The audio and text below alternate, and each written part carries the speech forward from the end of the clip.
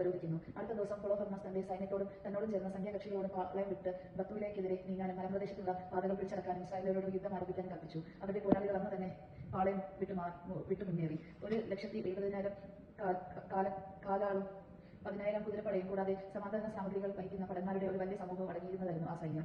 ബത്തൂലിയയ്ക്ക് സമീപം താഴ്വരയിൽ ഒരു അരുവിയുടെ കരയിൽ അവർ പാളയമടിച്ചു. സൈന്യം ദോദാനിൽ ബാൽബിയാം വരെ വീതിയിലും ബത്തൂയില മുതൽ എസ്രാദായിലോ അഭിമുഖമായുള്ള കാമോൺ വരെ നീളത്തിൽ വ്യാപിച്ചു. ആ വമ്പിച്ച സൈന്യത്തെ കണ്ട് ഇസ്രായേലിയർ ഭയവിഹ്വലരായി പരസ്പരം പറഞ്ഞു, ഇവർ നമ്മുടെ നാട് മുഴുവൻ വിഴുങ്ങിക്കളയുകയും ഇവരുടെ ഭാരം താങ്ങാൻ പോകുന്ന ശക്തി മലകൾക്കോ താഴ്വാരങ്ങൾക്കോ കുന്നുകൾക്കോ ഇല്ല. പിന്നീട് ഓരോരുത്തരും തങ്ങളുടെ ആയുധമെടുത്ത് ഗോപുരങ്ങളിൽ ആഴികൂട്ടി രാത്രി മുഴുവൻ കാവൽ നിന്നു. രണ്ടാം ദിവസം ഹൊളോഫർണസ് ബത്തൂയിലയിലേക്ക് ഇസ്രായേലിനെ നോക്കി നിൽക്കി തന്റെ കുതിരപ്പടയെ നയിച്ചു. നഗരത്തിലേക്കുള്ള വഴികൾ പരിശോധിക്കുകയും അവർക്ക് വെള്ളം നൽകിയിരുന്ന നെൽച്ചാലുകൾ സന്ദർശിച്ചു. അവർ പിടിച്ചടക്കി കാവലേർപ്പെടുത്തുകയും ചെയ്തു. അനന്തരം അവൻ തന്റെ സൈന്യത്തിലേക്ക് മടങ്ങി. ഏസാവിന്റെ സന്തതികളുടെ നേതാക്കന്മാരും മൊബൈൽപേരും തലവന്മാരും തീരദേശത്തെ സൈന്യാധിപന്മാരും അവനെ സമീപിച്ചു പറഞ്ഞു, പ്രഭു, അങ്ങയുടെ സൈന്യം പരാജയപ്പെട്ടിരിക്കേണ്ടതിന് ഈ വാക്ക് ശ്രദ്ധിച്ചാലും ഈ ഇസ്രായേൽ ജനം ആശ്രയം വച്ചിരിക്കുന്നത് അവരുടെ കുന്തങ്ങളിലല്ല, ഞങ്ങൾ വസിക്കുന്ന മലകളുടെ ഉയരത്തിലാണ്. അവരുടെ മുകൾ പരപ്പിലെടുക്കുക എളുപ്പമല്ല. അതിനാൽ പ്രഭു, നേരിട്ടുള്ള യുദ്ധം ഒഴിവാക്കിയാൽ സൈന്യത്തിൽ ഒരാളും അങ്ങേക്ക് നഷ്ടമാവുകയില്ല. അങ്ങ് പാളയത്തിലേക്കിരിക്കുക, ഭടന്മാരെല്ലാം അങ്ങയോടൊത്തുണ്ടായിരിക്കട്ടെ. മലയുടെ അടിവാരത്തിൽ നിന്ന് പ്രഭവിക്കുന്ന അരുവി കൈവശപ്പെടുത്താൻ ഈ ദാസന്മാരെ അനുവദിക്കുക. ഇവിടെ നിന്നാണല്ലോ ബത്തൂലിയയിലെ ജനങ്ങൾക്കെല്ലാം ജലം ലഭിക്കുന്നത്. അങ്ങനെ ദാഹം കൊണ്ടവർ നശിക്കും, അവർ നഗരം വിട്ടൊഴിയും. ഞങ്ങളും ഞങ്ങളുടെ ആളുകളും സമീപത്തുള്ള മലകളും മുകളിലേക്ക് പോകും. ആരും നഗരത്തിൽ നിന്ന് രക്ഷപ്പെടാതിരിക്കാൻ അവിടെ പാളയമടിച്ച് കാവൽ നിൽക്കാം. അവരുടെ ഭാര്യമാരും കുഞ്ഞുങ്ങളും ക്ഷാമത്താൽ നശിക്കും. വാൾ ഏൽക്കാതെ തന്നെ തങ്ങൾ വസിക്കുന്ന തെരുവുകളിൽ അവരുടെ മൃതദേഹം ചിതറിക്കിടക്കും.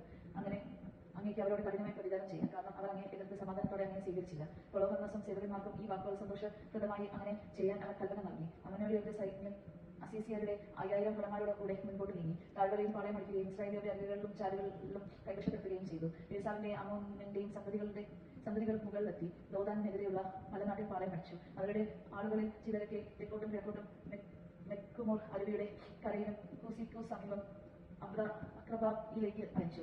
ബാക്കി അസീസിയന്റെ സൈന്യം സമതലത്തിൽ പാളയമടിക്കുകയും ആ പ്രദേശമാകെ നിറയുകയും ചെയ്തു. അവരുടെ കൂടാരങ്ങളും ഭക്ഷ്യവിഭവങ്ങളും വാഹനങ്ങളും അസംഖ്യമായിരുന്നു. അവർ ഒരു വലിയ സമൂഹമായിരുന്നു. ശത്രുക്കളാൽ വലയം ചെയ്യപ്പെട്ട് രക്ഷാമാർഗമൊന്നും കാണിക്കാതെ ധൈര്യം ക്ഷയിച്ച് ഇസ്രായേൽ ജനം ദൈവമായ കർത്താവിനോട് നിലവിളിച്ചു. കാലാളും തേരാളുകളും കുതിരപ്പടയും ഉൾപ്പെട്ട അസീസിയന്റെ സൈന്യം ബത്തൂലിയക്കാർ വെള്ളം നിറച്ചു വെച്ച പാത്രങ്ങളെല്ലാം ശൂന്യമാകുന്നതുവരെ 34 ദിവസം അവരെ ഉപരോധിച്ചു. അവരുടെ ജലസംഭരണങ്ങൾ വറ്റി വരണ്ടു. ഒരു ദിവസം എങ്കിലും തൃപ്തിയാവോളം കുടിക്കാൻ അവർക്ക് വെള്ളമില്ലാതായി. അവർക്ക് കുടിക്കാൻ കൊടുത്തിരുന്നത് അളന്നാണ്. അവരുടെ കുഞ്ഞുങ്ങൾക്ക് ആശയറ്റ് സ്ത്രീകളും യുവാക്കളും നഗരവീഥികളും പടിവാതിൽക്കലും ദാഹം മൂലം മൂർച്ഛിച്ചു വീണു. അല്പ പോലും ശക്തി അവരിൽ അവശേഷിച്ചില്ല.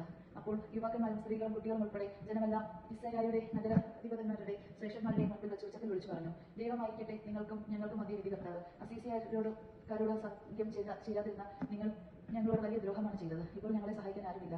ദാഹത്താലും കൊടിയ നാശത്താലും അവരുടെ മുൻപിൽ നിലത്ത് ചിതറാൻ ദൈവം ഞങ്ങളെ അവർക്ക് വിറ്റിരിക്കുകയാണ്. ഉടനെ ഹൊളോഫർണസിനെയും സൈന്യം മുഴുവനെയും വിളിച്ചു വരുത്തി നഗരം അടിയറ വയ്ക്കുകയും അവർ കൊള്ളയടിക്കട്ടെ, അവരുടെ തടവുകാരായിരിക്കുന്നതാണെന്ന് ദൈവം. അടിമകളായാലും ഞങ്ങളുടെ ജീവൻ രക്ഷപ്പെടുമല്ലോ. ഞങ്ങളുടെ ശിശുക്കൾ മുൻപിൽ വീണ് മരിക്കുന്നതിന് ഞങ്ങൾ സാക്ഷിയായിരിക്കുകയോ ഭാര്യമാരും കുട്ടികളും അന്ത്യശ്വാസം വഹിക്കുന്നത് കാണുകയോ വേണ്ടില്ലല്ലോ. ഞങ്ങളുടെയും ഞങ്ങളുടെ പിതാക്കന്മാരുടെയും പാപങ്ങൾക്ക് ഞങ്ങളെ ശിക്ഷിക്കുന്ന ഞങ്ങളുടെ പിതാക്കന്മാരുടെ ദൈവമായ കർത്താവിനെയും സ്വർഗത്തെയും ഭൂമിയും നിങ്ങൾക്കെതിരെ സാക്ഷി പറയാൻ ഞങ്ങൾ വിളിക്കുന്നു. ഞങ്ങൾ വിവരിച്ചതൊന്നും അവിടെ നിന്ന് ചെയ്യാതിരിക്കട്ടെ. സദസ്കലെ വലിയ വിലാപം ഉയർന്ന് അവരെ ദൈവമായ കർത്താവിനോട് ഉച്ചത്തിൽ നിലവിളിച്ചു.